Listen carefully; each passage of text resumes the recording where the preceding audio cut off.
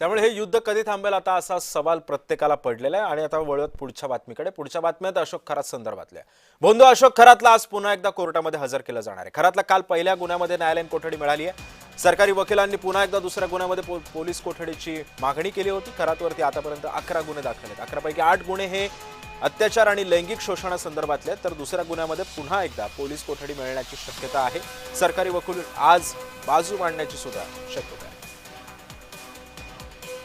त्यामुळे बोंधू खरातला आज पुन्हा एकदा कोर्टामध्ये हजर करण्याची शक्यता आहे। खरातवरती आतापर्यंत 11 गुन्हे दाखल आहेत। 11 पैकी 8 गुन्हे अत्याचार आणि लैंगिक शोषणासंदर्भातले, तर इतर दुसऱ्या गुन्ह्यामध्ये आज पोलीस त्याच्या कोठडीची मागणी करू शकतात आणि या संदर्भामध्ये सरकारी वकील आज बाजू सुद्धा मांडतील।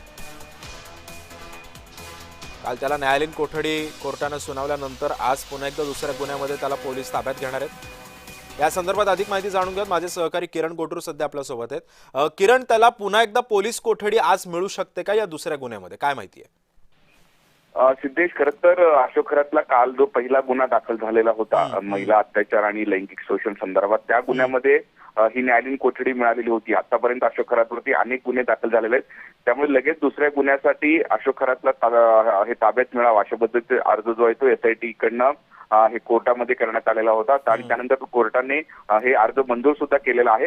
आणि आज अशोक खरातला न्यायालयामध्ये जे हजर केलं जाईल। कालच SITने अशोक खरातला अशोक खरातचा ताबा जो आहे तो नाशिकच्या कारागृहातून घेतलेला आहे। आज अशोक खरातला नाशिकच्या जिल्हा न्यायालयामध्ये जे हजर केलं जाईल आणि त्यानंतर या सगळ्या प्रक्रियेवरती सुनावणी होईल। आतापर्यंत 11 गुन्हे अशोक खरातवरती दाखल झालेले आहेत आणि त्यापैकी 8 गुन्हे हे महिलांनी अत्याचार आणि लैंगिक शोषण संदर्भात दाखल केलेलं आहे। ज्या पहिल्या गुन्ह्यामध्ये हे न्यायालयीन कोठडी मिळालेली होती, आता दुसऱ्या गुन्ह्यामध्ये आणखीन एकदा अशोक खरातला हे ताब्यात घेतलं जाईल। जे 11 गुन्हे झालेले आहेत त्या 11 गुन्ह्याचे सर्व स्वतंत्र तपास केला जाईल अशा पद्धतीचं माहिती मिळते। त्यामुळे प्रत्येक गुन्ह्याला काही दिवस का होईना पोलीस कोठडी आता अशोक खरातला मिळणार आहे। त्यामुळे आज अशोक खरातला हे नाशिकच्या जिल्हा न्यायालयामध्ये जे हजर केलं जाईल आणि त्यानंतर नेमकं माननीय न्यायालयाकडनं काय सुनावणी होतो किंवा काय निर्णय होतो हे बघणं महत्त्वाचं असणार आहे। नक्कीच, धन्यवाद किरण, तुम्ही दिलेल्या सविस्तर माहितीबद्दल।